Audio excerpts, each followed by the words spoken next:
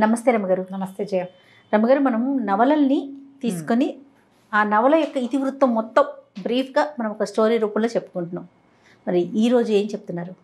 సంక్షిప్త శబ్ద చిత్రం లాగా. అంతే. చిన్నప్పుడు రేడియోలో వచ్చేది సినిమా అంతా బ్రీఫ్గా చెప్పేయటం, కొన్ని ఇంపార్టెంట్ డైలాగులు అవి. తర్వాత సినిమా కథని బ్రీఫ్గా పత్రికలో కూడా వేసేవాళ్ళు, అలాంటివి ఉండేవి. ఇది బాగుంది, నాకు సినాప్సిస్ చెప్పడం, కథలో సారాంశం చెప్తామన్నమాట. బాగుంది. ఎద్దనపూడి సులోచనారాయణ గారిది ఆరాధన. నేను మొన్నే చెప్పాను ఈ మాట. అవునవును. అయితే ఇది నేను మాదిరెడ్డి గారితే ఎద్దనపూడి గారిది కొంచెం కన్ఫ్యూజ్ అయ్యా.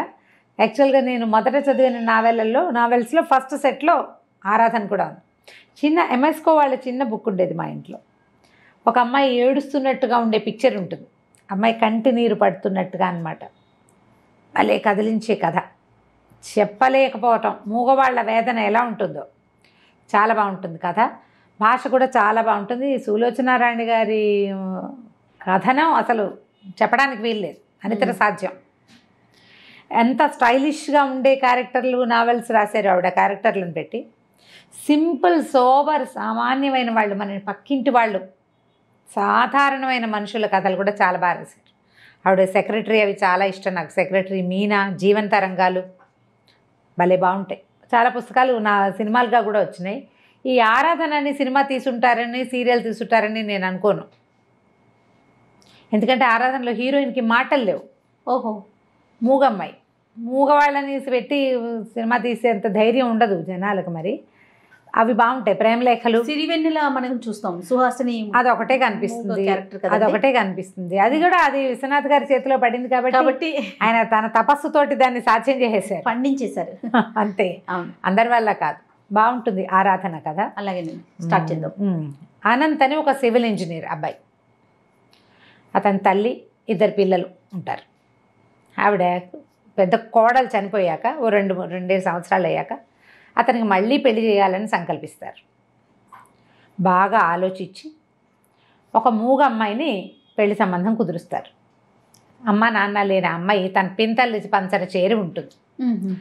అట్లా ఎవరు లేని, దిక్కులేని పిల్లలు, నోట్లో నాలుక లేని వాళ్ళు కనబడితే ఊళ్ళల్లో వాడేసేవాళ్ళు పాతకాలంలో.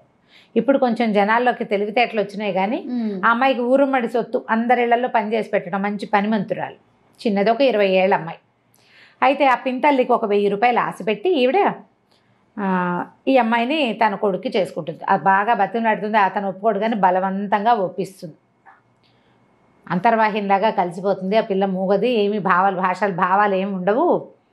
అక్కడ పింతల పంచని చేరి బతుకుతుంది. హాయిగా ఇల్లు వాకిలి ఏర్పడితే తనదంటూ ఓ సంసారం ఉంటే ఇల్లు దిద్దుకుంటుంది. పల్లెటూరులో పిల్ల, పని పాట వచ్చిన పిల్లని చూసి ఆవిడ నిర్ధారించుకుని ఆ అమ్మాయిని పెళ్లి చేస్తుంది. అనంతకి చేసేస్తే ఊళ్ళో వాళ్ళంతా ఏమనుకుంటారంటే ఏదో ముస్లింగా ఏదో రెండో పెళ్లి వాడికి ఇస్తుంటే రెండో పెళ్లి వాడంటే ఎవరో అనుకుంటారు. ఈ పిల్ల సామాన్యంగా చామన్చాయిగా సామాన్యమైన పర్సనాలిటీ, కాస్త ఒత్తైన జడ తప్పిస్తే ఏముండదు, మామూలు పిల్ల. అతను చాలా అందమైన వాడు, తెల్లగా పొడుగ్గా మంచి స్ఫురద్రూపి అయినవాడు. ఇద్దరు పిల్లలు. అందరూ ఆశ్చర్యపోతారు, ఇది మూగపిల్లకి భలే అదృష్టం పట్టింది అని.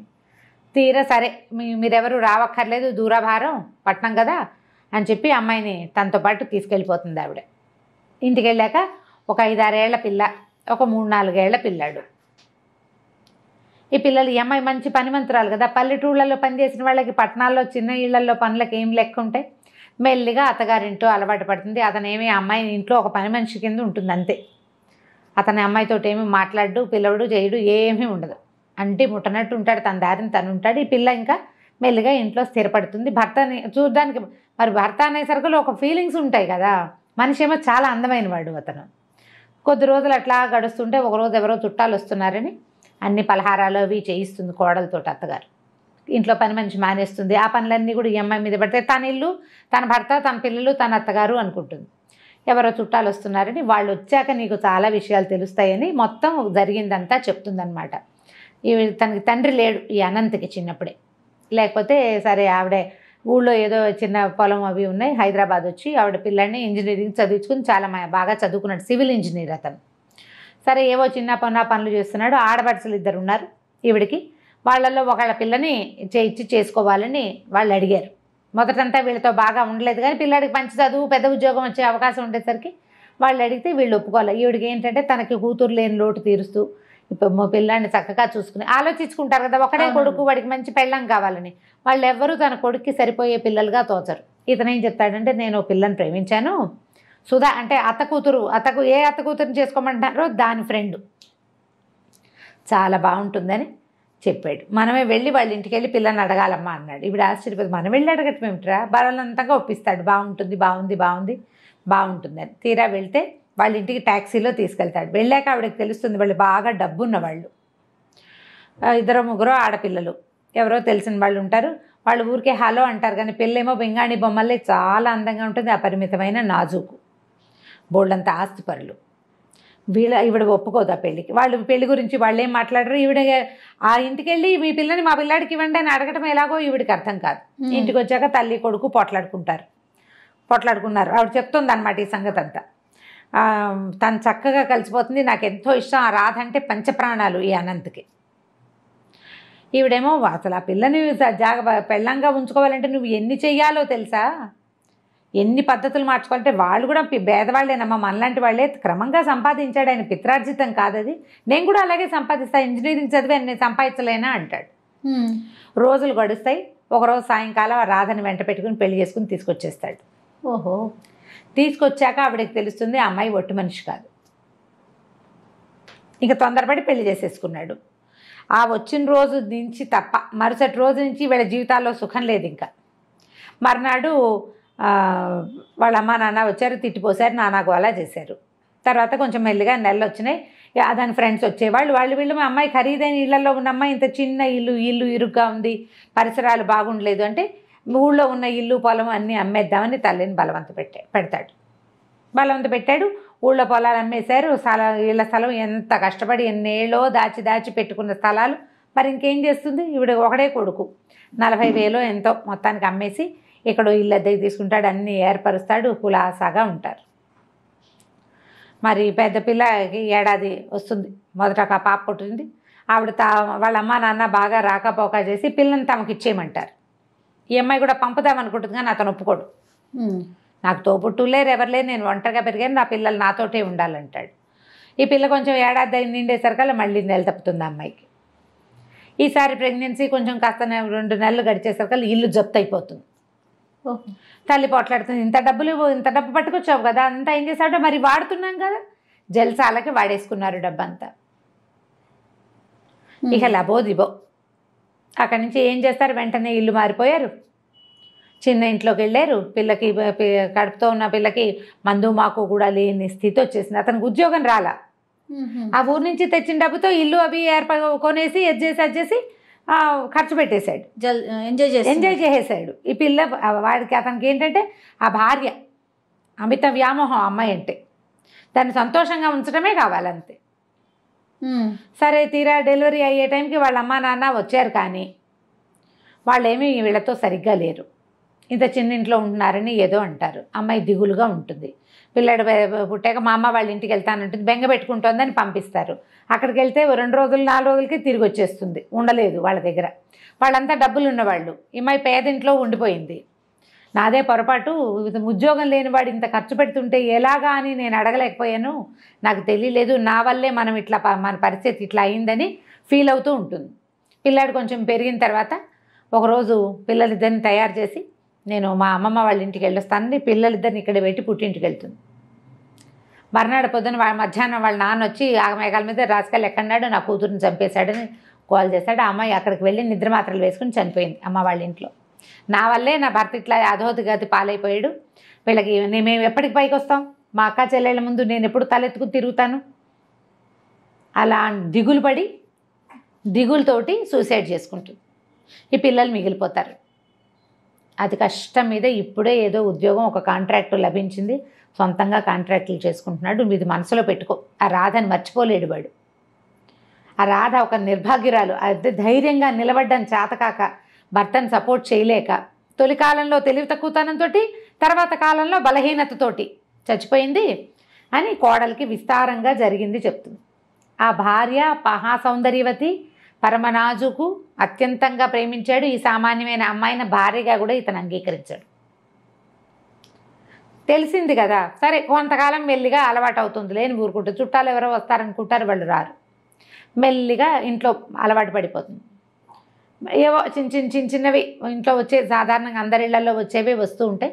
కొంతకాలం అయ్యాక ఈవిడికి ఎక్కడికో వెళ్ళేందుకు అవకాశం వస్తుంది. ఫ్రెండ్స్ ఎవరో ఎక్కడికో వెళ్తున్నారు, మరి వాళ్ళతో పాటు యాత్రలకు వెళ్తానంటుంది. కొంచెం డబ్బులు వస్తున్నాయి వీళ్ళకి, కాస్త పర్వాలే. ఆయన అతను కాంట్రాక్ట్లు చేస్తున్నాడు, ఏదో హోటల్ కాంట్రాక్ట్ ఏదో తీసుకున్నాడు, డిజైన్లు గీసుకుంటూ ఉంటాడు. అయితే ఏమవుతుంది, ఆవిడ ఊరు వెళ్తానంటుంది. అన్నపూర్ణకి ఇదంతా అలవాటైపోయింది. పూర్ణ అమ్మాయి అన్నీ అలవాటైపోయినాయి. పిల్లల్ని చూసుకుంటుంది, పాలపై అవి రాయడం వచ్చు. ఆ అమ్మాయికి చెవులు వినిపిస్తాయి, మాట్లాడడం రాదు, రాసి చేయగలదన్నమాట. సరే వెళ్ళిపోతుంది ఆవిడ ఊరు. ఈ పిల్లల్ని పెట్టుకుని ఈ అమ్మాయి ఉంటుంది. ఒకరోజు ఏదో మేడ మీద పప్పు ఎండబోయటానికి వెళ్తుంది. పప్పులో పిల్లాడు నీళ్లు పోసేస్తాడు, ఆటకి ఎండబోయటానికి వెళ్తుంది. దిగి వచ్చేటప్పుడు అతను కనపడతాడు, సందు చివరి నుంచి భర్త వస్తే అతను మేడ మీద ఉంటే కేకలేస్తాడేమోనని గబగబా దిగిపోతూ చెంగు వదిలించుకుని వచ్చేస్తుంది. పిల్లాడు కష్టపడిపోతాడు పైనుంచి. వాడి ముక్కు మూతు పగిలిపోతాయి. తెలుస్తుంది బ్లడ్ వచ్చేసింది. సరే ఏదో పౌడర్ రాసి ఏదో చేయబోతుంది. ఈ లోపల తండ్రి వస్తాడు. ఈ పిల్ల ఏం చెప్తుందంటే, పిల్లకి ఈ అమ్మాయి మొహం గిట్టదు. 5-6 ఏళ్ళు వచ్చినాయి కదా, చుట్టుపక్కల ఇళ్లలో పెత్తనాలకు వెళ్తుంది. అది మీ అమ్మ మీ పిన్ని వస్తే మీ నాన్న మీ పిన్ని ఒకటైపోతారు, మిమ్మల్ని బాగా చూడరు, సవితల్లి ఫీలింగ్ ఎక్కిస్తారు దానికి. అదెంతసేపు మూగిముద్దని దీన్ని అమ్మాయిని అన్నపూర్ణని తిడుతూ ఉంటుంది, ఎక్కిరిస్తుంది పిల్ల. 4-5 ఏళ్ల పిల్లలు అలా బిహేవ్ చేస్తారు. ఆ పిల్ల ఏం చేస్తుంది, నాన్న తమ్ముడు పప్పులో నీళ్ళు పోసాడని పిన్నే తమ్ముడు తోసేసింది అంటుంది. అయ్యో అనేసరికి చెంపకాయ కొడతాడు ఈ అమ్మాయిని.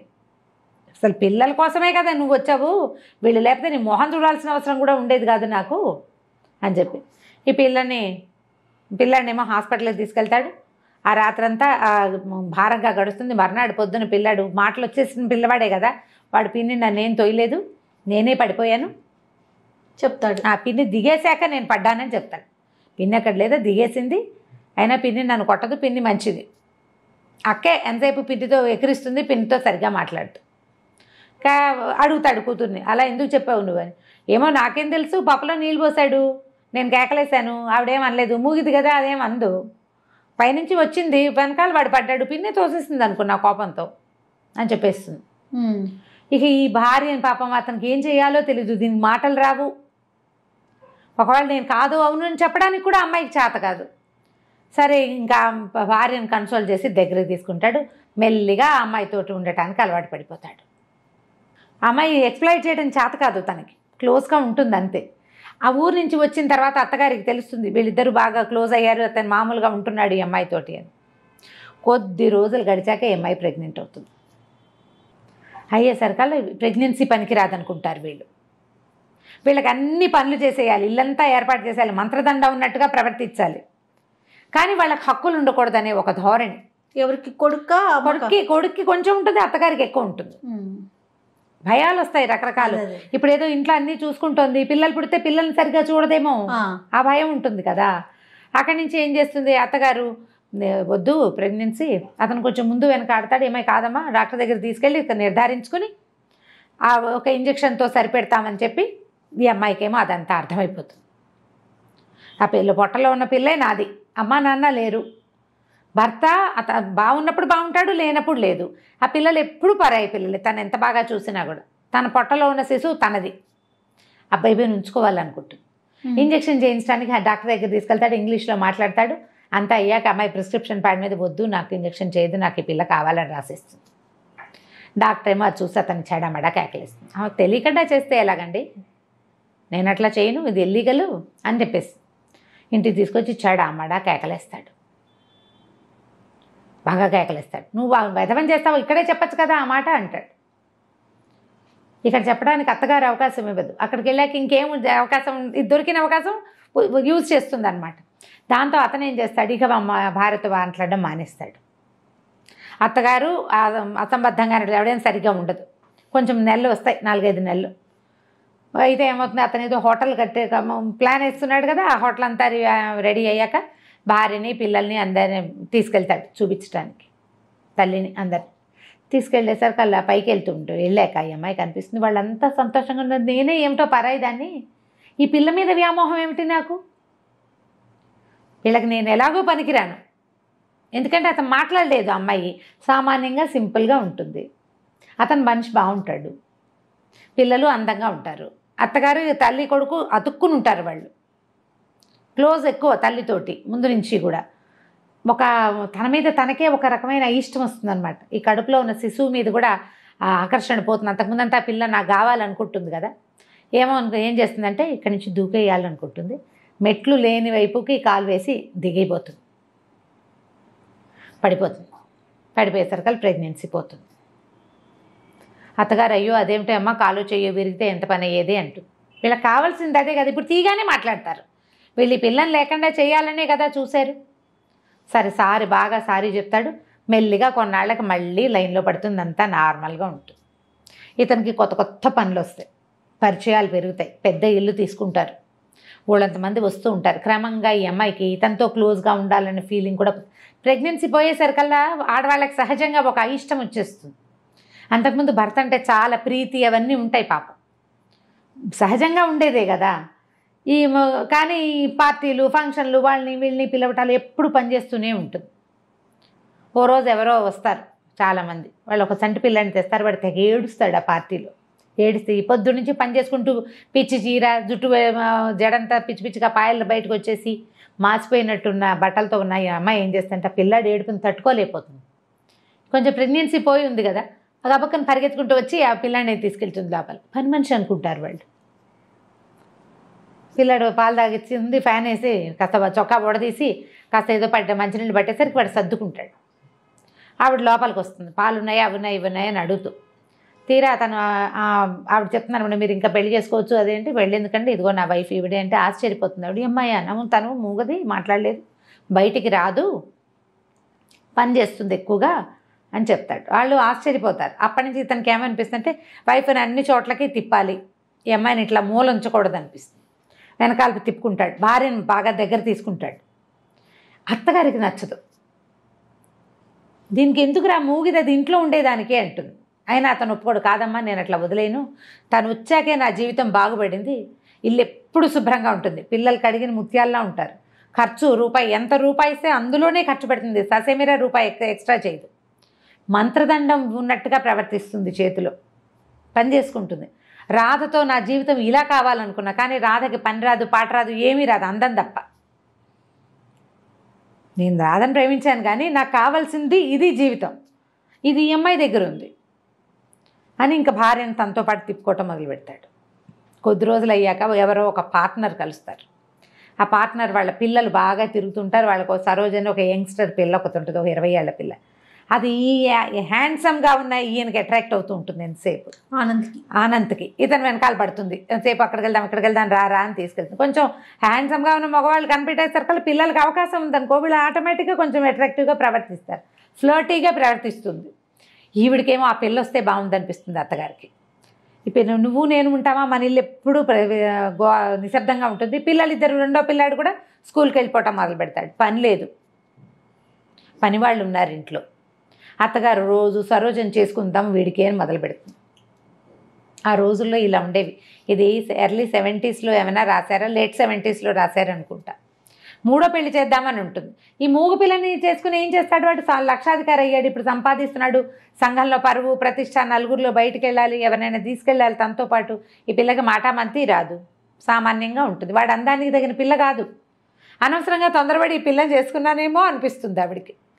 ఆయన పిల్లల్ని పెంచి పెద్ద చేసింది, స్కూల్కి పంపుతుంది, చక్కదిద్దుతుంది, అవన్నీ వేరే, పనికిరాదు, అయినా పనికిరాదు. అయితే ఏమవుతుంది, ఈవిడికి ఎలాగైనా ఈ అమ్మాయిని పంపేసి ఆ సరోజని తెచ్చేసుకుందామని ఉంటుంది. అయితే ఏమవుతుంది, ఇంతలో ఈ అమ్మాయికి ఊరి నుంచి ఉత్తరం వస్తుంది. వాళ్ళ బాబాయ్ రాస్తారు, పింతల్లికి అస్సలు ఒంట్లో బాగోలేదని అన్నపూర్ణని పంపించమంటే, అమ్మాయి దొరికింది ఛాన్స్ అని ఈవిడేం చేస్తుంది, ఈ అమ్మాయిని ఊరెళ్ళమంటుంది. అప్పటికే చెప్తుంది సరోజని చేసుకుందాము వీడికి అని. ఆ అమ్మాయికి విరక్తిగా ఉంటుంది, ఏం చేయాలో తెలియదు. ఇవన్నీ చేశాక ఇప్పుడు నన్ను పక్కన నువ్వు ఉండు ఇంట్లోనే, దాన్ని చేసుకుంటాడు సరదాగా అంటుంది. ఆ పూట అతను అమ్మాయి వచ్చి ఇతన్ని సినిమాకో ఎక్కడికో లాక్కెళ్తుంది. ఈ పిల్ల నేను అన్నపూర్ణని ఊరు తీసుకెళ్తాను, ట్రైన్ ఎక్కిస్తాను, మీరు సినిమాకి వెళ్ళండి అని వాళ్ళని పంపించేస్తుంది. ఈ అమ్మాయికి తన ఎదురుగుండానే భర్త ఆ అమ్మాయితో కలిసి కారులో వెళ్తూ ఉంటే ఇక వీడు నాకేం దక్కుతాడు అనిపించేస్తుంది, విరక్తి పుట్టేస్తుంది కదా. సరే ఊరు వెళ్ళిపోతుంది. ఊరు వెళ్ళేసరికి అలా కొద్ది రోజులకే ఈ 4 6 పిల్లలు ఉంటారు ఆ పింతల్లికి. బాబాయ్ ఏమో పక్షవాతంతో మంచం మీద ఉన్నాయినా ఆవిడ కాస్త పోతుంది. పిన్ని పోయేసరికల్లా మరి ఆ ఇల్లు భారం ఎవరి మీద పడుతుంది, ఈ అమ్మాయి, ఆ ఇంటికి పెద్దది ఈ అమ్మాయి. సరే ఇంకా మెల్లిగా అక్కడ స్థిరపడుతుంది. పోయిందని తెలియగానే ఈవిడేమనుకుంటుంది, రాజేశ్వరమ్మ గారు అనంత్ వాళ్ళ అమ్మ, అమ్మయ్య ఆ ఇంట్లోకి దీని అవసరం ఉంది, ఎలా ఫిక్స్ అయిపోతుంది, కొన్నాళ్ళ పాటు రాదు, ఆ లోపల మన వ్యవహారం చక్కబెట్టేసుకోవచ్చు అనుకుంటాం. అక్కడి నుంచి వచ్చి 2 రోజులు ఇక్కడ ఉండి మరి 4 చూసి నేను వెళ్ళొస్తాను, కాస్త డబ్బులు ఏవో కోడల చేతిలో పెట్టి ఇక్కడ అన్నీ సర్దుకున్నాకే మెల్లిగా రా, తొందర ఏం లేదు అని కోడల చేత మా భర్త ఇంకో పెళ్లి చేసుకున్నాడు, నాకు అభ్యంతరం లేదని కాగితం మీద సంతకం పెట్టించుకుని పట్టుకెళ్తుంది. ఈవిడే అతని పార్ట్నర్ తోటి మాట్లాడితే మీ కోడలు కనుక సంతకం పెడితే మేము పెళ్ళికో రెడీ అని చెప్పారు. వాళ్ళు ఒప్పుకున్నారు. సంతకం పెట్టి ఈ కాగితం నా దగ్గర ఉంటే వాళ్ళు ఒప్పుకుంటారని చెప్పి సైన్ చేయించేసుకుంటారు. ఎన్ని రోజులైనా ఈ అమ్మాయి ఇక్కడి నుంచి కదలకపోయేసరికల్లా బాబాయికి ఆశ్చర్యంగానే ఉంటుంది, ఏమిటి వెళ్ళదు, వాళ్ళ అత్తగారు ఉత్తరం రాయదేమిటి అని. అయితే మెల్లిగా ఏం చేస్తుందంటే ఈ బాబాయ్ గారు మరి ఇంకేం చేస్తారు, ఇల్లు చూసుకోవాలిగా, ఆయన ఏమో ట్యూషన్లు చెప్పడం మొదలు పెడతాడు. ఈ అమ్మాయి ఏమో ఈ పిల్లలకి వెనకాల దొడ్డంతా బాగు చేసి కూరగాయలు వేయిస్తుంది, బట్టలు కుట్టించి నలుగురికి ఊళ్ళో. మరి వీళ్ళకి డబ్బులు ఎక్కడి నుంచి వస్తాయి పాపం, అంతకుముందు పిన్ని ఏదో చేసేది. మెల్లిగా పిల్లల్ని ఇల్లు సంసారం అక్కడ దిద్దింది కదా, ఇక్కడ కూడా దిద్దడం మొదలు పెడుతుంది. మొదలు పెట్టేసరికల్లా ఉత్తరం గిత్తరం ఏం రాదు. బాబాయ్ నిలదీసి అడుగుతాడు, ఏమిటమ్మా మీ ఆయన ఉత్తరం రాయలా, మా అత్తగారు ఉత్తరం రాయలేదంటే, బాబాయ్ ఇంక నేను వెళ్ళను, మా అత్తగారి ప్లాన్లో ఉంది, నా శక్తి ఉన్నంత వరకు నీ ఇల్లు కాపాడుతాను, నీతో పాటు నన్ను ఉండనివ్వని ఆయన ఆశ్చర్యపోతాడు. ఏం చేయాలో అర్థం కాదు. ఊళ్ళో వాళ్ళకు కూడా అంతకుముందు చాలా అందమైన మొగుడు, మంచి ఇంజనీరు, అత్తగారు కూడా శుభ్రంగా ఉంది, అమ్మాయి వెళ్ళిపోతుంది అనుకుంటారు. వెళ్ళకపోయేసరికి వాళ్ళకి అనుమానంగానే ఉంటుంది, ఏమిట్రా వెళ్ళటం లేదు, వాళ్ళు ఉత్తరాలు రాయట్లేదు, ఉత్తరం వచ్చితే ఊళ్ళో తెలిసిపోతుంది పల్లెటూళ్ళల్లో. సరే సడన్గా ఒకరోజు ఇంక అయిపోయి ఉంటుంది పెళ్ళి అనుకుంటుంది. ఆవిడ ఉత్తరం రాస్తుంది అత్తగారు ఒకసారి, వాళ్ళ మేనమావలతో మాట్లాడామని, సింపుల్గా ఇంట్లోనే పెళ్లి చేయదలుచుకున్నామని, అంతా అయ్యాక ఇక్కడంతా సర్దుబాటు అయ్యాక ఉత్తరం రాస్తాను, వీలు చూసుకుని వచ్చేద్దుగానని రాస్తుంది. కోడలను వదలదు ఆవిడ, ఈ పని చేయడానికి కావాలి కదా, ఆ ఇల్లు దిద్దడానికి ఈ అమ్మాయి కావాలి. ఆ అమ్మాయి సరదాగా చిన్నపిల్ల, దానికేమొచ్చు ఈ పనులన్నీ, ఇల్లు వాకిలి చూడడం అంటే చిన్నపిల్లల వల్ల కాదు కదా, గడిగట్టిన వాళ్ళు కావాలి. ఉత్తరం రాయిస్తానని రాస్తుంది. ఆ ఉత్తరం తీసి బాబాయ్ చేతులు పడుతుంది, ఇదిగో ఇది నా పరిస్థితి అని. ఇక మెల్లిగా ఊళ్ళో స్థిరపడుతుంది, బట్టలు కత్తిరించడాలు అవి ఇవి జాకెట్లు కుట్టడాలు, అమ్మాయికి వచ్చిన పనులు.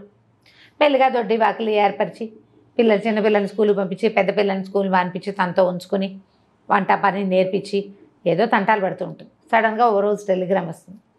ఆయన మా బాబాయ్ అంటాడు, పూర్ణ ఏమిటమ్మా అట్లా అన్నావు, మీ ఆయన నేను పంపించమని ఉత్తరం టెలిగ్రామ్ పంపించాడమ్మా చూడు అంటే, అమ్మ ఏమనుకుంటుందంటే వాళ్ళకి ఏవో పిల్లలకు ఒంట్లో బాగుండలేదని ఇచ్చాడు టెలిగ్రాము, చిన్నపిల్ల దానివల్ల కాదు, అత్తగారు పెద్దది ఆవిడ వల్ల కాదు, అందుకని నన్ను పిలుస్తున్నారు వీళ్ళు, నేను వెళ్ళినాను వేసుకుంటాను. 4 రోజుల తర్వాత ఉత్తరం వస్తుంది. ఈయనకే రాస్తాడు, రంగనాథం గారు నేను అనంతని మా అమ్మ తీర్థయాత్రలకు వెళ్ళింది, పిల్లలకి తీవ్రమైన అనారోగ్యం, బాబు దక్కేలాగా లేడు, పూర్ణని పంపించండి, నేను ఒక్కడినే చూసుకోలేకపోతున్నాను, నాకు చాలా పని ఒత్తిడి, పిల్లలకి జ్వరాలు అని రాసేసరికి ఇక ఆగలేకపోతుంది. ఆ పిల్లాడంటే చాలా ముద్దు, పెంచిన మమకారం ఉంటుంది కదా. సరే అక్కడి నుంచి ఈ అమ్మాయి వస్తుందని వాళ్ళకి తెలియదు కదా, రైల్వే స్టేషన్కి దగ్గరే, స్టేషన్ నుంచి ఇంటికి వెళ్ళటం తెలుసు తనకి. స్టేషన్ నుంచి ఇంటికి వెళ్ళేసరికల్లా డాక్టరు భర్త ఎదురుపడతారు ఇంట్లో నుంచి వస్తూ. ఈ అమ్మాయిని చూస్తూనే ఆశ్చర్యపోతాడు, ఎవరొచ్చారు ఎలా వచ్చావు అంటే ఏం మాట్లాడదు, సరే అని దారిస్తాడు, లోపలికి వెళ్తుంది. ఇల్లు నేను వదిలేని పెట్టిన ఇల్లేనా ఇది అని ఆశ్చర్యపోతుంది. ఇల్లంతా మురికి కూపం, అత్తగారు ఇట్లా ఉన్న ఇల్లు ఎలా వదిలిపెట్టి వెళ్ళిపోయిందో అర్థం కాదు అమ్మాయికి.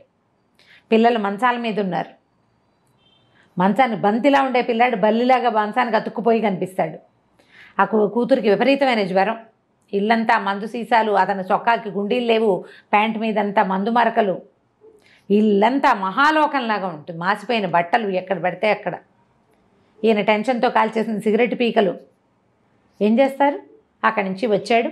వచ్చిన తర్వాత చూస్తే పిల్లకి బాగా సీరియస్ అయిపోతుంది. పిల్లవాడికి జ్వరం జారిద్దప్పుడే పిల్లకి సీరియస్ అయిపోతుంది. ఏవో మందులు తీసుకొస్తాడు. ఏం చేస్తుంది, ఇంకా గబగబా కొంగు బిగించి మెల్లిగా ఓ పక్క నుంచి మొదలుపెట్టి ఇల్లంతా ఊడ్చి ఎత్తిపోసి చెత్తలని పిల్లల పక్కలు మార్చి తను తెచ్చుకున్న పెట్టెలోంచి పక్క దుప్పట్లేమి ఉతికిన దుప్పట్లే లేవు ఆ ఇంట్లో.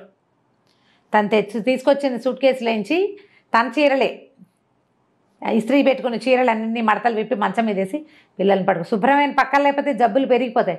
ఆ ఇంట్లోకి రాగానే అతను కనిపిస్తుంది, అన్నపూర్ణ చేతిలో ఏదో మంత్రదండ ఉంది, ఇల్లంతా క్లీన్, గంటలో పక్కలు చూస్తే పడుకోవాలనిపిస్తుంది.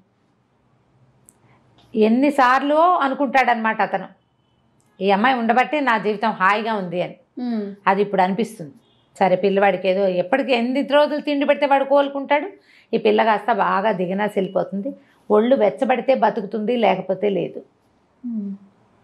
చల్లబడిపోయిందనమాట శరీరం ఇదంతా పోయింది. సరే అక్కడి నుంచి చూస్తూ ఉంటారు ఇద్దరు ఒంటి మీద చేసి ఒక తెల్లవారుజామున ఎప్పటికో మొత్తానికి దానికి పిల్ల కాస్త పొట్ట దగ్గర వెచ్చబడుతుంది. సరే అప్పుడు లేచి మళ్ళీ మందేసి డాక్టర్ని పిలుచుకొచ్చి ఏదో చేస్తే మొత్తానికి పిల్ల సేఫ్. అక్కడి నుంచి పెళ్ళాని దగ్గర కూర్చోబెట్టుకుంటాడు. నువ్వు ఎందుకు వెళ్ళిపోయావు? ఎవరికైనా మంచి వాళ్ళకి అన్యాయం చేస్తే అది మనకే కొడుతుంది. నేను నీకు చేసిన అన్యాయం నీ గర్భంలో ఉన్న శిశువుని చంపేద్దామని ప్రయత్నం చేసి ఎంత పొరపాటు చేశానో, పిల్లాడికి అనారోగ్యం వచ్చి వాడు తలకిందులైపోయినప్పుడు నాకు నువ్వే గుర్తొచ్చావు. నీ పట్ల చాలా అనుచితంగా ప్రవర్తించాను నేను. మా అమ్మ ఏమో ఇప్పుడు కొత్తగా ఇంకోటి మొదలుపెట్టింది. ఆ సరోజని నన్ను పెళ్లి చేసుకోమంటుంది. నాకు అలాంటి పెళ్ళాం అక్కర్లేదు. రాధని నేను చాలా ప్రేమించాను, కానీ నాకు రాధతో నాకు కావాల్సిన జీవితం అయితే లభించలే. అది నీ దగ్గరే లభించింది. నువ్వు ఉండటం వల్లే నేను హాయిగా ఉన్నాను. ఎంత పని చేసి వచ్చినా ఇంటికి వచ్చేసరికల్లా తెల్లటి పక్కలు, వేడి నీళ్ళు, శుభ్రమైన భోజనం, అంతకంటే ఏం కావాలి జీవితానికి? చాలా శ్రమపడి వచ్చిన వాడికి అదే కావాలి. నాకు ఆ విశ్రాంతి నీ దగ్గరే లభించింది. నేను వద్దన్నాను. నా మీద కోపంతో అమ్మ తీర్థయాత్రలకు వెళ్ళిపోయింది. నాకు తెలిసిన అమ్మాయి కడుపుతో ఉంటుంది. ఇవి వచ్చేసరికి తెలుస్తుంది అనమాట. తను ఆశ్చర్యపోవడానికి కారణం అమ్మాయి గర్భవతి అని తెలియదు ఇతనికి. లేత నెలల్లోనే వెళ్ళిపోతుంది. 4-5 నెలలు గడిచిపోయినాయి కదా వెళ్ళిపోయి. కొంచెం పొట్ట ఎత్తుగా కనపడితే ఇతనికి తెలుస్తుంది అనమాట. అప్పుడు నువ్వు ఇక్కడే ఉండిపో, నువ్వు ఇలాంటి ప్రయత్నం చేయొద్దు, నువ్వు నాతో పాటే ఉండు, నువ్వు లేనిదే నేను ఉండలేను. అసలు నేను రాధ వెళ్ళిపోయినా భరించగలిగాను, నువ్వు లేకపోతే నువ్వు ఉండటం నా వల్ల కాదని చెప్పేస్తాడు. ఏం సమాధానం చెప్తుంది అమ్మాయి? ఏంటి బోళ్ళని అనుమానాలు వస్తాయి. వీళ్ళకి తను అక్కర్లేదు అని తెలుస్తూ ఉంటుంది ప్రతిసారి.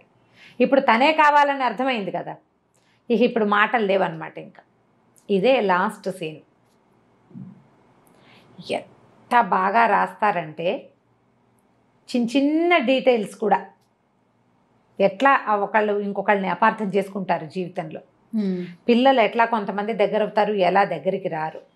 మనుషులు ఎంత స్వార్థపరులుగా ఉంటారు. చిన్నప్పటి నుంచి ఈ పిల్లతోటి పని చేయించుకుని పింతలేమో 1000 రూపాయలకి ఆశపడి ఈ పెళ్లి చేస్తుంది. చూడండి, అన్ని పనులు చేయించుకుని తన కొడుకు బాగా జీవితంలో స్థిరపడంగానే ఈ అమ్మాయిని వదిలించుకుని ఇంకో కోడల్ని తెచ్చుకోవాలనుకుంటుంది అత్తగారు. అలాగే ఉంటారు కదా మానవ నైజాలు. ఇట్లా జీవితానికి దగ్గరగా ఉండే కథలు కొన్ని ఎంత కదిలిస్తాయంటే, ట్రై చేసి అంటే అందరూ మనసులోని మనసు ఎక్కడ దొరుకుతుంది అని అడుగుతున్నారు. బుక్ షాపుల మీద పడి వెతకాలమ్మా. మన దగ్గరలో ఉన్న బుక్ షాప్స్ వెతుక్కోవాలి, బుక్ ఫెయిర్స్కి వెళ్ళాలి. మీరే కొత్తవి ఇన్వెంట్ చేసి చూసి కొత్త పుస్తకాలు తెచ్చుకోగలుగుతారు. నన్ను ఒకరు అడిగితే నేను అదే, మీరు వెళ్ళి షాప్కి ఏమైనా ఎక్కడ దొరుకుతుంది అని అంటే మందా మాక పుస్తకం షాప్లోకి వెళ్ళి కొనుక్కోవటమే, వెతకటం దానికోసం. బుక్ హౌస్లు మనకి ఆన్లైన్ కూడా దొరుకుతాయి. ట్రై చేసి కొని చదివి చూడండి. ఆరాధన, ఎద్దనపూడి సులోచనారాణి గారి ద బెస్ట్ నావెల్స్లో ద బెస్ట్ నావెల్. రీడింగ్ స్కిల్స్ని డెవలప్ చేయడంలో భాగమే ఈ నావెల్స్, ఈ కథలు చెప్పటం. మళ్ళీ ఒకసారి అంటే ఆల్రెడీ పుస్తకాలు చదివే హ్యాబిట్ ఉన్న వాళ్ళందరూ చదువుతారు, వాళ్ళకి మనం చెప్పనే లేదు. మళ్ళీ ఒకసారి గుర్తు చేసుకుని చదవాలనిపించేలాగా చేస్తుంది ఒకటి. అసలు పుస్తకాలు చదవటం అలవాట్లేదు, ఏదో చిన్న కథలు చదివే అలవాటు ఉన్న వాళ్ళకి మన ముందు కూడా ఇంత అత్యద్భుతమైన రచనలు ఉన్నాయి, జీవితానికి ఇంత దగ్గరగా ఉండే కథలు ఉన్నాయని ఎన్ని మలుపులో చూడండి తెలియజేయటమే మన ఈ ప్రోగ్రాం యొక్క ఉద్దేశం. పుస్తకాలు కొనండి, చదవండి, గిఫ్ట్ చేయండి ఎవరికైనా. మీ అంతటా మీరు చదివితే ఉండే సంతోషం ఏమిటో చదివి తెలుసుకోండి. తప్పకుండా రమ్మ గారు. నమస్తే. నమస్తే.